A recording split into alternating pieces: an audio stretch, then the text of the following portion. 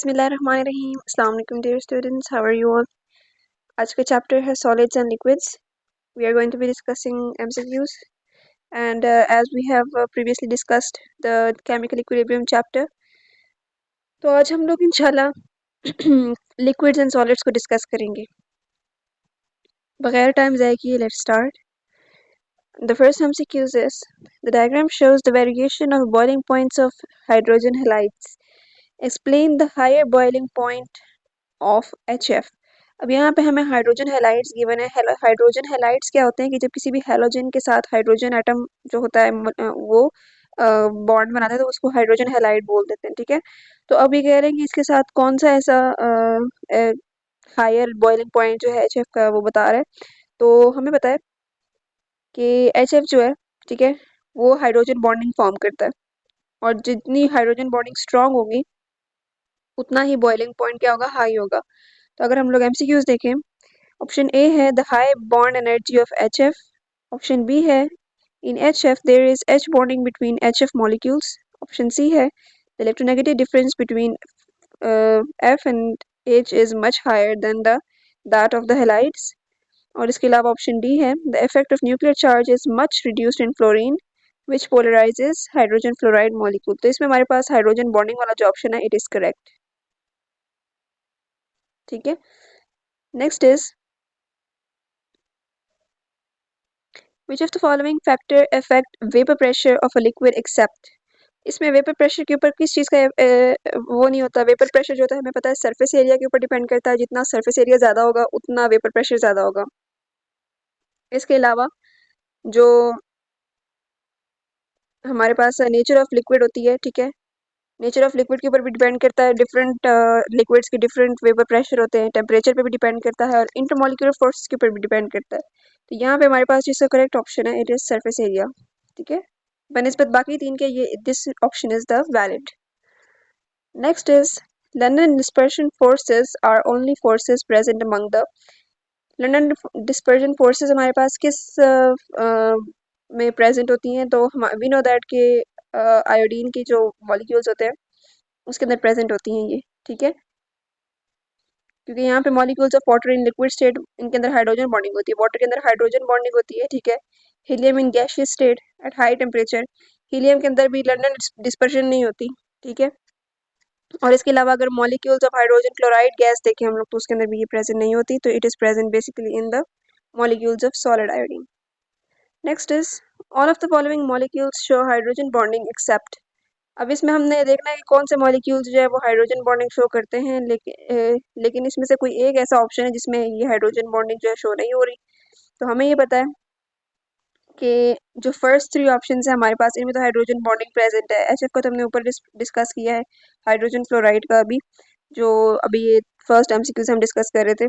इसके अलावा एसीटोन और क्लोरोफॉर्म मॉलिक्यूल्स जो होते हैं इनके अंदर भी हाइड्रोजन बॉन्डिंग होती है और वाटर मॉलिक्यूल्स के अंदर भी होती है। तो HCl के मॉलिक्यूल्स जो होते हैं इनके अंदर हाइड्रोजन बॉन्डिंग नहीं होती, ठीक है। Next MCQs is which of the following types of intermolecular forces is the strongest one? सबसे strongest हमारे पास कौन सी होती है? Hydrogen bonding is the strongest one, ठीक है। 6 is although HF hydrogen fluoride is more polar than water, but even then boiling point of water is greater than hydrogen fluoride. It is because of, तो इसकी reason ये होती है कि जो हमारे पास ऑक्सीजन का मॉलिक्यूल होता है वो दो हाइड्रोजन के साथ बॉन्ड करता है, जबकि हाइड्रोजन फ्लोराइड जो है इसके साथ एक हाइड्रोजन का मॉलिक्यूल है। तो जितने ज़्यादा हाइड्रोजन होंगे उतने बॉन्ड ज़्यादा होंगे, तो इसी वजह से जो रीज़न होती है, ठीक है। तो हमारे पास इसकी रीज़न ये है, अगर हम ऑप्शन बी देखें तो यहाँ पे हमारे पास क्या ऑप्शन है कि हाइड्रोजन जो है वाटर के अंदर दो मॉलिक्यूल्स होते हैं, ठीक है। Next is which one of the following is the decreasing order of boiling points of given liquids? हमने बॉइलिंग पॉइंट देखना है कि लिक्विड्स का किस तरह है। अब ये भी बॉइलिंग पॉइंट जो है वो डिपेंड करता है किस चीज़ के ऊपर, हाइड्रोजन बॉन्ड के ऊपर। हाइड्रोजन बॉन्ड में से बहुत सारे एमसीक्यूज उठाए हैं इन्होंने, तो अगर आप लोग इसका ऑप्शन अगर करें तो इसमें हमारे पास ये बनता है कि सबसे ज़्यादा जो है हमें पता है कि वाटर का जो है, वाटर के अंदर हाइड्रोजन बॉन्ड ज़्यादा होता है, फिर उसके बाद हम इथेनॉल का स्ट्रक्चर देखते हैं, फिर उसके बाद यानी सबसे ज़्यादा जो हाइड्रोजन बॉन्ड्स प्रेजेंट होते हैं वो वाटर के अंदर होते हैं, तो इसी वजह से वाटर का बॉइलिंग पॉइंट जो है वो हाईएस्ट होता है, तो हम लोग ऑप्शन नंबर ए को चूज करेंगे। और अगर आपको एमसीक्यूज में पूछे विच one of the following has the least boiling point, तो आपको पता होना चाहिए कि NH3 जो है हमारे पास अमोनिया, इसका सबसे लोएस्ट होता है बॉइलिंग पॉइंट, और इसकी रीज़न क्या है। अब इसमें आपने ये कंफ्यूज नहीं करना कि जो हमारे पास ये अमोनिया है या NH3 जिसको हम बोल रहे हैं कि इसके तो 3 मॉलिक्यूल हैं, लेकिन इसका आपने इलेक्ट्रोनेगेटिविटी भी चेक करनी है कि इलेक्ट्रोनेगेटिव एलिमेंट कौन सा है सबसे ज़्यादा। तो हमें पता है कि ऑक्सीजन जो होता है it is the highest, then fluorine होता है, लेकिन फ्लोरीन और वाटर के दरमियान इथेनॉल इसलिए आया है क्योंकि यहाँ पे OH ग्रुप है, और OH जो है वो उसके अंदर मजीद और बॉन्ड्स प्रेजेंट होते हैं, ठीक है। MCQ number 8 is the spontaneous change of a liquid into its vapor is called evaporation। अब आपको evaporation की definition बताइए। Identify the correct statement about evaporation। तो अब हमने evaporation के बारे में correct statement बतानी है। इन्होंने आपको definition बताई है, आप वो कह रहे हैं कि इसकी correct statement बताएं, तो हमें पता है कि जब water evaporate होता है तो उसमें heat जो होती है वो release होती है, ठीक है। heat कैसे release होती है, आपने हीट अप्लाई की वाटर के ऊपर या किसी भी लिक्विड के ऊपर, तो उसके अंदर से जब वेपर्स बनना शुरू होते हैं, जब टेम्परेचर हाई होता है तो वेपर्स बनना शुरू होते हैं, वो वेपर्स जो होते हैं बनिस्बत उसके आपको ज़्यादा गर्म लगते हैं। आपने देखा होगा कि जब आप लोग गर्म पानी को हाथ लगाओ वो इतना नहीं होता, लेकिन अगर आप गर्म स्टीम को हाथ लगाओ तो वो ज़्यादा आपको बर्न करने की वजह बन सकता है, तो इसी वजह से इट इज़ एक्सोथर्मिक रिएक्शन, ठीक है। Next is mark the correct statement about boiling point of water. अब जैसे-जैसे हम लोग एल्टीट्यूड पे ऊपर चलते रहते हैं, जैसे-जैसे हम लोग हाइट पे जाते हैं, तो बॉइलिंग पॉइंट ऑफ वाटर जो होता है वो डिक्रीज़ होना शुरू हो जाता है, ठीक है? तो अगर हम लोग इसके स्टेटमेंट्स पढ़ना शुरू करें, तो boiling point of water is 120 degree at 1489 torr pressure, this is wrong. Boiling point of water is 25 degree at 23.7 torr pressure, ये भी गलत है। Boiling point of water is 98 at 700 torr, नहीं, ये भी नहीं है। ये जो हमारे पास ऑप्शन डी है, इट इज़ द करेक्ट, क्योंकि जितना-जितना हम लोग ऊपर जाते हैं, उतना-उतना क्या होता है कि डिग्रीज़ जो है वो भी डिक्रीज़ करते हैं, और इसके अलावा जो हमारे पास प्रेशर जो होता है वो भी क्या करता है, वेपर प्रेशर जो है वो भी क्या करता है, डिक्रीज़ करता है। Okay, next is study the following graphs of boiling points sums of सब सब्सटेंसेस, ठीक है। कुछ सब्सटेंसेस का हमें यहाँ पे बॉइलिंग पॉइंट गिवन है। अब वो कह रहे हैं कि which one of the above graph shows some members the graph have hydrogen bonding. अब हाइड्रोजन बॉन्डिंग हमने इनमें बतानी है कि इसमें किस किस में हाइड्रोजन बॉन्डिंग है, तो यहाँ पे हमारे पास क्या क्या गिवन है, हीलियम है, ठीक है। हाँ, इसके अलावा नियॉन है, इसके अलावा आर्गन है, तो ये हमारे पास ये इस तरह के एलिमेंट्स गिवन है। तो इस तरह के क्वेश्चन अमूमन पूछे नहीं जाते, लेकिन इसका करेक्ट ऑप्शन जो मैं आपको बता दूं, इसका जो हमारे पास करेक्ट ऑप्शन है ऑप्शन नंबर सी, ठीक है। Okay, which of the following liquids has greater boiling point. सबसे ज़्यादा ग्रेटर बॉइलिंग पॉइंट किसका होता है, सबसे ज़्यादा जो है यहाँ पे ग्लाइसरॉल का होता है, ठीक है, क्योंकि इसकी डेंसिटी जो होती है ये भी ज़्यादा होती है। Okay, next is the phenomena in which compound exist in more than one crystalline form is called. तो यहाँ पे सीधी सीधी डेफिनेशन पूछी हुई है हमसे, तो हमें पता है कि it is polymorphism.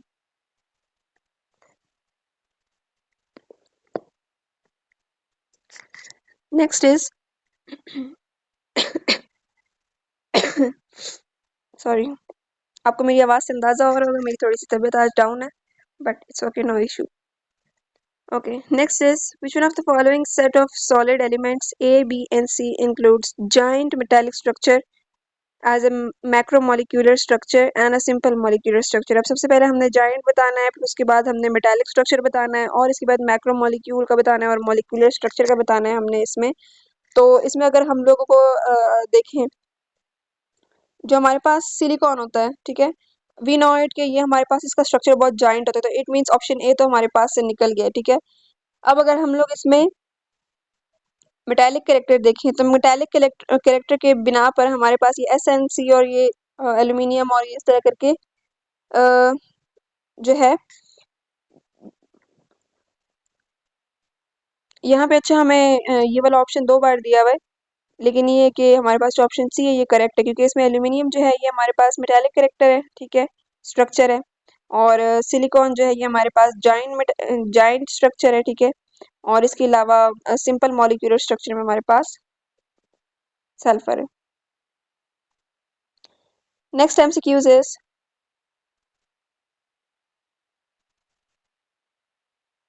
Face centred cubic structure is shown by. तो हमें पता है कि क्यूबिक स्ट्रक्चर जो है वो हमारे पास किसका होता है, एजी का होता है। Next is iodine in the solid state and has greyish black colour, ठीक है। सॉलिड स्टेट में आयोडीन का ग्रेश ब्लैक कलर होता है। It has all of the following properties except. तो कौन सी प्रॉपर्टी जो है आयोडीन की इसमें नहीं है, आयोडीन को भी बहुत ज़्यादा डिस्कस किया जा रहा है। तो इसमें अगर हम लोग देखें, it is intermolecular solid, it is it show face centred cubic structure, ठीक है। इसके अलावा it has strong London dispersion forces, ये भी सही बात है। अब अगर हम लास्ट स्टेटमेंट देखें, आयोडीन आयोडीन बॉन्ड जो है हमारे पास distance in the crystal lattice less than that of the iodine gaseous state, हाँ ये बात सही है हमारे पास, ठीक है, कि इसमें ये वाली जो प्रॉपर्टी है ये इसके अंदर नहीं पाई जाती। 16 is mark the incorrect statement about which is the allotropic form of carbon। तो एलोट्रॉप्स हमें पता है कि 3 एलोट्रॉप्स होते हैं, बकी बॉल होती है, इसके अलावा हमारे पास ग्रेफाइट होता है, डायमंड हमारे पास इसकी एक एलोट्रॉपिक फॉर्म है। तो अगर हम लोग देखें तो इसका क्यूबिक स्ट्रक्चर नहीं होता, सेंटर्ड क्यूबिक स्ट्रक्चर नहीं होता, इसके अंदर कोवलेंट बॉन्ड नहीं होता, कोवलेंट यानी it is not a type of covalent solid, ठीक है, it is not a type of covalent solid. और इसके अलावा ये कंडक्टर्स भी होते हैं, तो इसके अलावा जो हमारे पास ऑप्शन ए है ये करेक्ट है। आज हमारी कोशिश होगी हम एटलीस्ट 25 एमसीक्यूज को डिस्कस करें। Next is identify the incorrect statement about giant structure of NaCl। Sodium chloride की जाइंट स्ट्रक्चर के बारे में हमने बताना है। आपके बेसिक एमसीक्यूज जो हैं ये आपकी एनसीईआरटी में से उठाए हुए हैं। इनकरेक्ट स्टेटमेंट देखनी है तो हमें पता है कि सोडियम क्लोराइड जो है वो सेंटर्ड क्यूबिक स्ट्रक्चर शो करता है। इसके अलावा जब इसके हम लोग बी ऑप्शन जो है इसका कि it has 4 formula units per unit cell in the crystal lattice, तो ये भी इसका करेक्ट फॉर्म है।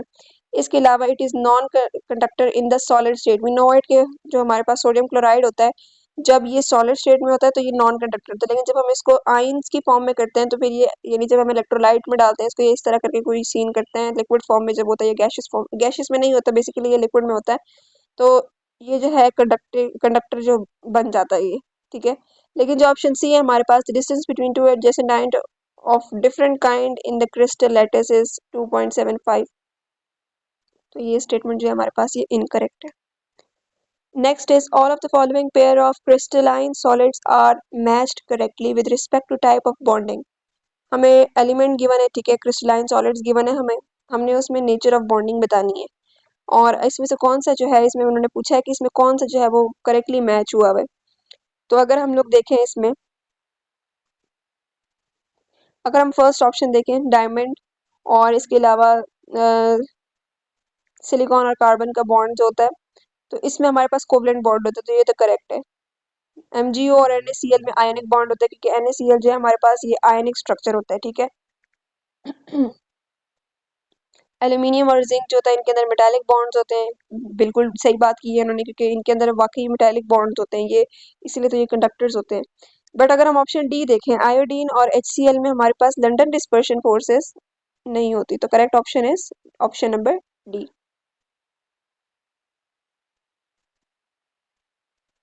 Next is which one of the following properties is shown by molecular crystalline solids. Molecular crystalline solids हमें पता है कि ये सॉफ्ट होते हैं, इसके अलावा इनकी डेंसिटीज भी लो होती हैं और ये वोलेटाइल भी होते हैं। तो इनकी जो प्रॉपर्टी होगी वो यहाँ पे है कि they all are soluble in non polar solvent, ठीक है। जो मॉलिक्यूलर क्रिस्टलाइन सॉलिड्स होते हैं उनकी प्रॉपर्टी ये है। Next is which one of the following statement about the ionic solid covalent solid and molecular solid is incorrect. तो हमें यहाँ पे एग्जांपल जो है बेसिकली गिवन है, ठीक है। और हमें प्रॉपर्टीज गिवन है और हमने इन तीनों में देखना है कि कौन सी वाली जो है ये इन्होंने गलत डिस्क्राइब की हुई है। तो हमारे पास सोडियम क्लोराइड जो होता है, हमें पता है ये आयोनिक है। डायमंड जो है वो कोवलेंट सॉलिड होता है, we know it really well. Molecular solid में HCl जो है हमारे पास, ये भी सही है, ठीक है। आइस वगैरह या फिर देखें अगर हम बेसिक कंपोनेंट अगर देखें तो आइंस, आयनिक में आइंस होंगे। कोवलेंट बॉन्डिंग जो करते हैं उनको एटम्स बोला जाता है और मॉलिक्यूलर सॉलिड्स होते हैं वो मॉलिक्यूल होते हैं, ठीक है, ये भी करेक्ट है। इलेक्ट्रिकल कंडक्टिविटी अगर देखें हम लोग तो हमारे पास non conductor in solid state, बिल्कुल सही बात की है। नॉन, क्योंकि हमारे पास NaCl, मैंने अभी आपको बताया कि NaCl जो होता है ये लिक्विड फॉर्म में कंडक्शन करता है, सॉलिड फॉर्म में नहीं करता। तो कोवलेंट सॉलिड्स में हमारे पास है कि नॉन कंडक्टर एक्सेप्ट ग्रेफाइट। जी बिल्कुल, ये भी बिल्कुल सही बात है कि ग्रेफाइट के अलावा जो है बाकी सारे जितने भी हैं वो नॉन कंडक्टर्स होते हैं। मॉलिक्यूलर सॉलिड्स में है कि नो कंडक्टर एक्सेप्ट HCl इन H2O, कि जब हम लोग इनको ये भी आयनिक फॉर्म में बताया जा रहा है कि जब HCl को H2O में हम लोग करते हैं तो फिर यहाँ पे कंडक्शन होती है। लेकिन अगर हम लास्ट देखें मेल्टिंग और बॉइलिंग पॉइंट, तो मेल्टिंग और बॉइलिंग पॉइंट हमारे पास आयनिक का वेरी हाई है, ये बात तो सही है। कोवलेंट सॉलिड का वेरी लो है, ये गलत है। मॉलिक्यूलर का हाई है, ये भी गलत है। तो हमारे पास जो ऑप्शन नंबर डी है, this is the correct option.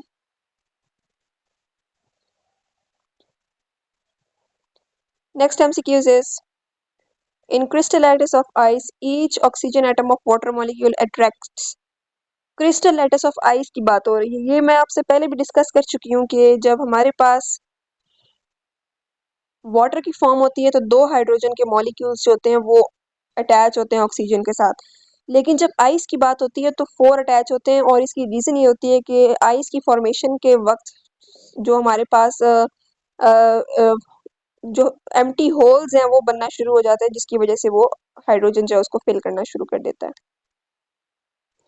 In order to mention boiling point of water at 110 degrees centigrade, the external pressure should be, यानी 110 डिग्री पर एक्सटर्नल प्रेशर कितना होना चाहिए। तो हमें पता है कि ये जो है बेसिक टेम्परेचर होता है, ठीक है। Acetone and chloroform are soluble in each other due to, तो इनकी रीज़न ये होती है कि इनके अंदर भी क्या है, एसीटोन और हाइड्रोजन के अंदर इनके अंदर हाइड्रोजन बॉन्डिंग होती है, ठीक है। मैंने अभी आपको ऊपर भी यही चीज़ समझाई है। एक एक MCQs जो है वो बार बार आपसे डिफरेंट तरीके से पूछा जा रहा है। Next is which one of the following is not a form of chemical bonding. Chemical bonding में कौन सी फॉर्म नहीं आती, तो हाइड्रोजन बॉन्डिंग चाहिए, केमिकल बॉन्डिंग नहीं है, ठीक है। बाकी सब जो है वो केमिकल बॉन्डिंग है। Next is instantaneous dipole induced dipole forces are also known as, तो हमें यहाँ पे इसका जस्ट एक नेम बताना, तो हमें पता है कि इसका नेम होता है वैन डेर वाल्स फोर्सेस। तो होपफुली आपको ये MCQs थोड़े बहुत हेल्पफुल हुए होंगे। नेक्स्ट इंशाल्लाह हम लोग जब डिस्कस करेंगे तो हम लोग अपनी नेक्स्ट वर्कशीट को डिस्कस करेंगे, जो कि स्टार एकेडमी की हमारे पास ये वर्कशीट्स गिवन है, ठीक है। ये वर्कशीट्स आपको बार बार प्रैक्टिस करनी है और अगर आपको PDF फॉर्म चाहिए तो आप इस चैनल को सब्सक्राइब करें।